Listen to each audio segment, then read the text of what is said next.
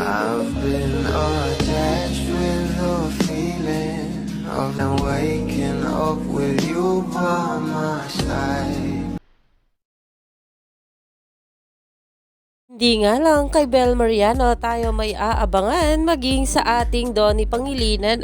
Alam naman natin na ang Roja ay patuloy ngang namamayagpag at talagang number 1 nga ito sa Netflix. At marami nga talaga ang mas lalong humahanga ngayon sa ating Donnie dahil ito nga rin ang kanyang dream role. At narito na nga guys sa pag-uusapan natin na ayon nga guys sa post dito, Donnie takes over Cinema One with Love Flix this February. At ayon pa nga dito, new gen phenomenal actor Donnie Pangilinan leads Cinema One's blockbuster Sundays with a special airing of some of his notable films just in time for the season of love this February.